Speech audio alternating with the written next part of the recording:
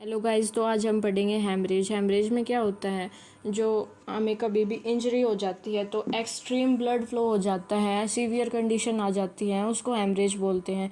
जो डेफिनेशन है इसमें क्या बताया गया है, escape of blood from an injured vessel, severe bleeding is called haemorrhage. जो एक्सकेप हो जाता है ब्लड है वो इंजर्ड वेसल्स के थ्रू एक्सक्रीट होता है आउटसाइडली और सीवियर ब्लीडिंग हो जाती है, उसको हम हेमरेज बोलते हैं। जो डेफिनेशन होती है वो एज इट इज़ लर्न करनी पड़ती है। ये थी हेमरेज की डेफिनेशन। अब हम पढ़ेंगे टाइप्स ऑफ ब्लीडिंग। ब्लीडिंग होती है वो 2 टाइप से होती है। फर्स्ट है एक्सटर्नल, सेकंड है इंटरनल। जो एक्सटर्नल ब्लीडिंग है इसमें क्या बताया गया है कि जो स्किन है वो ब्रेक हो जाती है, यानी कि म्यूकस मेम्ब्रेन होती है आउटसाइडली, वो ब्रेक हो जाती है और आउटसाइड इन्वायरमेंट में ब्लड फ्लो होने लगता है, ब्लड मूव होने लगता है। ये था एक्सटर्नल ब्लीडिंग में। सेकंड है इंटरनल ब्लीडिंग। इंटरनल ब्लीडिंग में क्या होता है, जो अंदर ब्लड है वो लीक हो जाता है ब्लड वेसल्स और ऑर्गन्स के बिटवीन में, यानी इन शॉर्ट जो ब्लड है वो आउटसाइड इन्वायरमेंट में कांटेक्ट नहीं करता। ये था इंटरनल ब्लीडिंग में। अब है classification of bleeding. Classification of bleeding में क्या है, क्लासिफिकेशन है वो 3 टाइप से है। फर्स्ट है आर्टेरियल ब्लीडिंग, सेकंड है वीनस ब्लीडिंग, थर्ड है कैपिलरी ब्लीडिंग। फर्स्ट है आर्टेरियल ब्लीडिंग। इसमें जो ऑक्सीजनेटेड ब्लड होता है वो फ्लो करता है आउटसाइड इन्वायरमेंट में या फिर इनसाइड क्लॉट हो जाता है। ये ब्राइट रेड कलर का होता है क्योंकि ऑक्सीजनेटेड ब्लड है तो ये इसके अंदर ऑक्सीजन प्रेजेंट मिलेगी और ये ब्राइट रेड कलर का मिलेगा। इससे जो हमारी हार्ट बीट होती है वो भी कोरेस्पॉन्डिंग हो जाती है और अगर रैपिड ब्लड फ्लो होगा तो क्विकली डेथ भी क्योज हो सकती है आर्टेरियल ब्लीडिंग से। सेकंड है वीनस ब्लीडिंग। वीनस ब्लीडिंग में क्या होता है, जो ब्लड है वो वेन्स से आता है, यानी डीऑक्सीजनेटेड ब्लड है वो आता है। डीऑक्सीजनेटेड ब्लड होता है उसके अंदर जो ऑक्सीजन की अमाउंट है वो कुछ एक अमाउंट में प्रेजेंट होती है और इसके अंदर ये कंटिन्यूस प्रोफ्यूज होता रहता है। ये था वीनस ब्लीडिंग में। थर्ड है कैपिलरी ब्लीडिंग। कैपिलरी ब्लीडिंग में क्या है, जो ब्लड है वो कैपिलरीज के थ्रू आता है और इसके अंदर ब्लड है वो फ्लो होता है स्लोली और ऊज के थ्रू। ऊज का मतलब होता है जो नॉर्मल ब्लड फ्लो है वो होती है, इसमें इतनी सीरियस कंडीशन नहीं होती अगर कैपिलरी ब्लीडिंग होती है तो। इसका जो कलर है वो आर्टेरियल ब्लीडिंग यानी कि ऑक्सीजनेटेड ब्लड का जो कलर होता है ब्राइट रेड, उसके कंपैरिजन में थोड़ा लेस रेड प्रेजेंट होता है और हमें दिखाई देता है।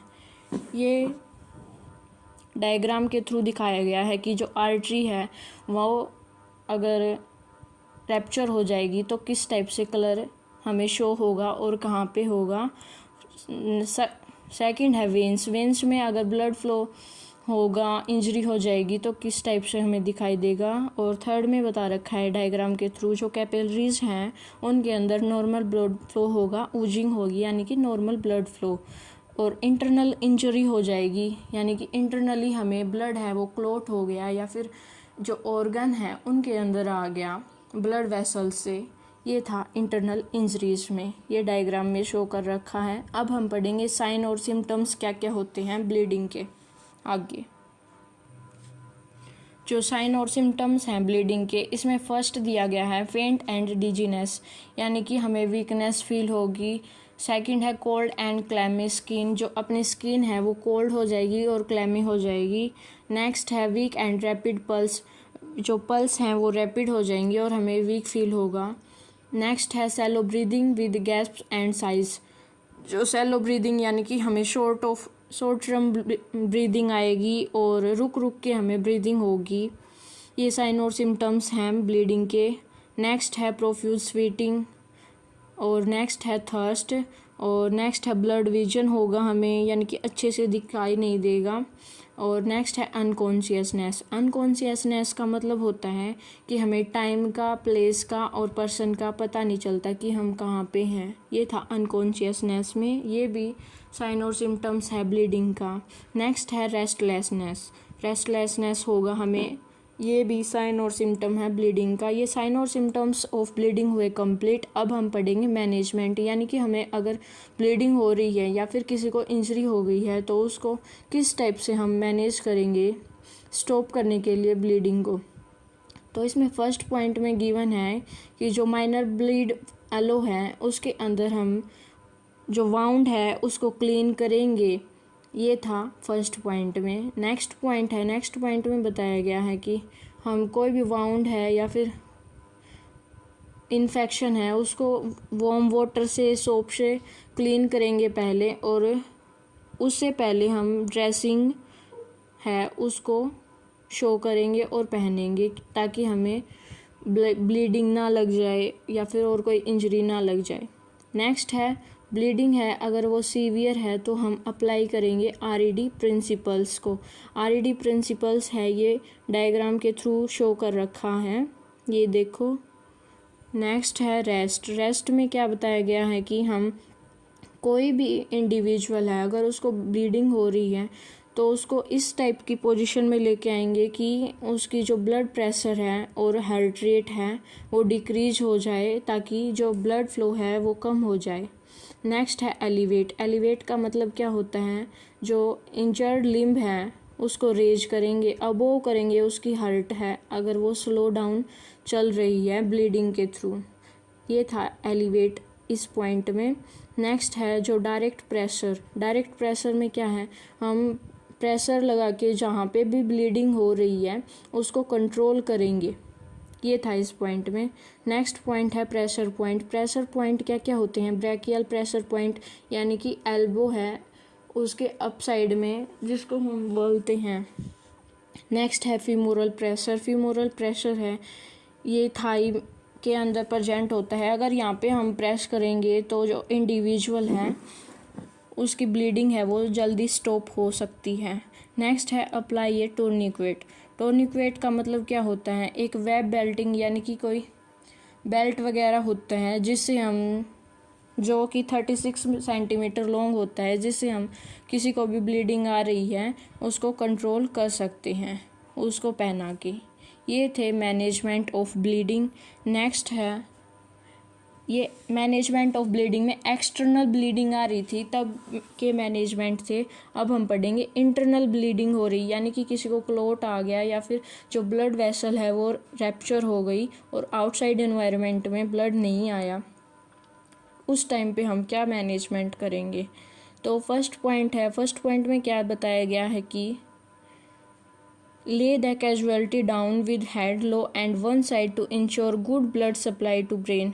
जो ब्रेन है उसको अच्छे से ब्लड सप्लाई करेंगे ताकि और जो नर्वस सिस्टम है या फिर और कोई सिस्टम है वो अच्छे से चलता रहे। ये था इंटरनल ब्लीडिंग में। अब नेक्स्ट पॉइंट देखेंगे इंटरनल ब्लीडिंग की मैनेजमेंट में।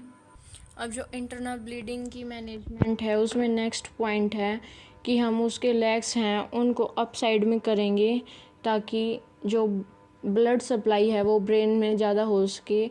नेक्स्ट पॉइंट में बताया गया है कि कंट्रोल करेंगे हम जो भी सीरियस एक्सटर्नल ब्लीडिंग है उसको, और जो कंस्ट्रिक्टिव क्लोथिंग पहनी हुई है उसको हम लूज करेंगे। ये थे इंटरनल ब्लीडिंग की मैनेजमेंट। अब हम पढ़ेंगे शोक, जो कि मोस्ट इम्पोर्टेंट टॉपिक है और थ्योरी एग्ज़ाम में पक्का पूछा जाता है। जो शोक है वो किस टाइप से हमें लगता है, शोक है वो पुअर टिश्यू होते हैं या फिर सेलुलर मेटाबॉलिज्म होता है, पैथोफिजियोलॉजिकल एबनॉर्मेलिटीज़ होती हैं, उनके थ्रू हमें शोक होता है। इसमें डेफिनेशन में क्या गिवन है, डेफिनेशन में गिवन है कि shock is life threatening situation due to poor tissue perfusion with impaired cellular metabolism manifested in turn by serious pathophysiological abnormalities. इसमें बताया गया है कि शोक है वो लाइफ थ्रेटनिंग सिचुएशन है जो कि पुअर टिश्यू परफ्यूजन है उनसे, और जो सेलुलर मेटाबॉलिज्म है वो इम्पेयर्ड हो जाए, इससे हम सीरियस पैथोफिजियोलॉजिकल एबनॉर्मेलिटीज़ के थ्रू जाते हैं। ये था शोक की डेफिनेशन जो कि एज इट इज़ लर्न करनी पड़ेगी। नेक्स्ट है क्लासिफिकेशन ऑफ शोक। जो क्लासिफिकेशन है ये इम्पोर्टेंट है। तो फर्स्ट है हाइपोवोल्मिक शोक, सेकंड है कार्डियोजेनिक शोक, थर्ड है एक्स्ट्रा कार्डियक ऑब्स्ट्रक्टिव शोक और फोर्थ है डिस्ट्रीब्यूटिव शोक। ये हैं क्लासिफिकेशन ऑफ शोक, एक एक करके हम सभी को पढ़ेंगे। जो फर्स्ट है हाइपोवोल्मिक शोक। हाइपोवोल्मिक शोक में क्या होता है, जो ब्लड सर्कुलेशन होता है, ब्लड वॉल्यूम होती हैं, वो डिक्रीज हो जाती है टोटल वेस्कुलर कैपेसिटी के थ्रू, और जो रिडक्शन है वो हो जाता है डायस्टोलिक फीलिंग प्रेशर में। यानी कि इन शॉर्ट जो ब्लड है वो फील होता है, उसका जो प्रेशर है वो कम हो जाता है हाइपोवोल्मिक शॉक में, बताया गया है। सेकंड है कार्डियोजेनिक शॉक। कार्डियोजेनिक शॉक में क्या होता है, जो हार्ट है उसके अंदर कार्डियक पंप करता है वो फेलियर हो जाता है, और जो मायोकार्डियल कॉन्ट्रैक्टिलिटी है, मायोकार्डियल यानी कि एंडोकार्डियम, मायोकार्डियम, और ये 3 लेयर होती हैं, जिनमें से मायोकार्डियल है जो कि मसल्स की बनी हुई होती हैं, इसकी जो कॉन्ट्रैक्टिलिटी है, फंक्शन है, ये फेल हो जाता है, और कार्डियक एनाटॉमी है वो करेक्टराइज करती है डायस्टोलिक फीलिंग प्रेशर और वॉल्यूम को। इन शॉर्ट जो फीलिंग होती हैं ब्लड की हार्ट में वो फेल हो जाती है, और जो कार्डियक पंप है वो करना बंद कर देता है, यानी हार्ट है वो कार्डियक पंप फेलियर की कंडीशन में चल जाता है। ये था कार्डियोजेनिक शॉक में। नेक्स्ट है extra cardiac obstructive shock. Extra cardiac obstructive shock में क्या होता है, ऑब्स्ट्रक्शन हो जाती है जो कार्डियोवास्कुलर सर्किट है उसके अंदर, और जो डायस्टोलिक फीलिंग है एक्सेसिव आफ्टर लोड हो जाती है। इन शॉर्ट इसमें बताया गया है कि कार्डियोवास्कुलर सर्किट है उसके अंदर ऑब्स्ट्रक्शन आ जाती है। ये था एक्स्ट्रा कार्डियक ऑब्स्ट्रक्टिव शॉक में। नेक्स्ट एंड लास्ट है डिस्ट्रीब्यूटिव शॉक। डिस्ट्रीब्यूटिव शॉक में क्या होता है, वैसोमीटर कंट्रोल होता है आर्टेरियल, वेनल और डायलेशन में, ये कंस्ट्रिक्ट हो जाता है और लॉस कर देता है अपने कंट्रोल्स को, और इंक्रीज करता है कार्डियक आउटपुट को और डिक्रीज करता है एसवीआर को। ये था डिस्ट्रीब्यूटिव शॉक में। डिस्ट्रीब्यूटिव शॉक में इन शॉर्ट क्या गिवन है, जो ये है लॉस कर देता है वैसोमोटर कंट्रोल को, यानी कि आर्टरी और जो वेनलर है डायलेशन है इनको लॉस कर देता है और इंक्रीज कर देता है कार्डियक आउटपुट को। ये था डिस्ट्रीब्यूटिव शॉक में।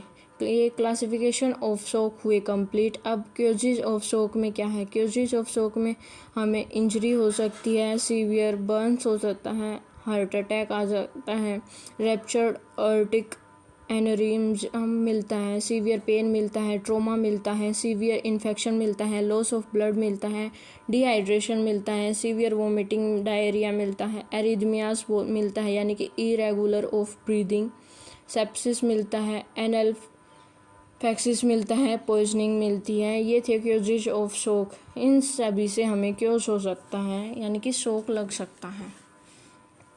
ये हुए क्यूजेज ऑफ शॉक कंप्लीट। अब हम पढ़ेंगे sign and symptoms of shock. Sign and symptoms में क्या है, cool and clammy skin, next है पेल और एसन स्किन, नेक्स्ट है rapid pulse, rapid breathing, nausea, vomiting, enlarged pupils हो जाएगा, वीकनेस, फटीग दिखाई देगी, रेजिनेस और फेंटिंग दिखाई देगी, change in mental status, conscious और अनकॉन्शियस हो जाएगा पेशेंट, लो ब्लड प्रेशर दिखाई देगा, कन्फ्यूजन में दिखाई देगा और डिक्लाइन हो जाएगा उसका बॉडी टेम्परेचर। ये थे साइन और सिम्टम्स ऑफ शॉक। अब है stages of shock. Stages of shock में 4 हैं, जिसमें से फर्स्ट है इनिशियल, सेकंड है नॉन प्रोग्रेसिव, नेक्स्ट है प्रोग्रेसिव और फोर्थ है रिफ्रैक्टरी। ये सभी इम्पोर्टेंट हैं क्योंकि जो नॉन प्रोग्रेसिव है इसको कंपनसेटेड स्टेज बोलते हैं। ये नोरसेट के एग्ज़ाम में पूछा गया था। जो अब हम पढ़ेंगे फर्स्ट इनिशियल। इनिशियल में क्या है, जो सेल हैं वो लीकी हो जाती हैं और स्विच हो जाती हैं एनारोबिक मेटाबॉलिज्म के थ्रू। नेक्स्ट है नॉन प्रोग्रेसिव, जिसको हम कंपनसेटेड स्टेज भी बोलते हैं। इसके अंदर क्या होता है, attempt to correct metabolic upset of shock. जो शॉक हैं उसके अंदर मेटाबॉलिक एक्टिविटीज़ हैं वो अपसेट हो जाती हैं। ये था नॉन प्रोग्रेसिव में। थर्ड है प्रोग्रेसिव। प्रोग्रेसिव में डिकम्पनसेटेड स्टेज होता है, इसको हम बोलते हैं। इसके अंदर क्या होता है, जो कंपनसेशन है वो फेल हो जाता है, यानी कि कंपनसेशन नहीं होता। नेक्स्ट है रिफ्रैक्टरी। रिफ्रैक्टरी में क्या होता है, जो ऑर्गन है वो फॉल हो जाते हैं और जो शॉक है वो लॉन्गर होता है और रिवर्स्ड होता है। ये स्टेज ऑफ शॉक हुए कंप्लीट। अब है management of shock. Management of shock में क्या है, फर्स्ट पॉइंट में क्या बताया गया है, रीअश्योर करेंगे पेशेंट को अगर वो कॉन्शियस है तो। इसका मतलब है कि जो पेशेंट है अगर वो कॉन्शियस है तो उसके साथ टॉकिंग करने की कोशिश करेंगे। नेक्स्ट है place the patient comfortably on his back except in case of injury to head, chest और abdomen, lower the head, chest और abdomen, lower the head slightly and turn to one side।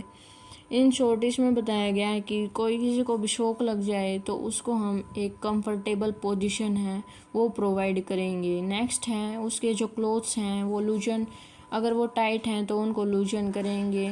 और जो light bed sheet है, thin रग है, वो उसको provide करेंगे। और हॉट वाटर बोतल है और वार्म रग्स हैं और पार्ट ऑफ बॉडी है उसको हम कभी भी रब नहीं करेंगे। और हॉट वाटर और वार्म रग्स हैं उनको भी हम कभी भी यूज नहीं करेंगे। ये थे मैनेजमेंट ऑफ शॉक। शॉक हुआ कंप्लीट। नेक्स्ट हम पढ़ेंगे नेक्स्ट वीडियो में। तो गाइज आपको वीडियो कैसी लगी कमेंट बॉक्स में ज़रूर बताना। Thank you guys.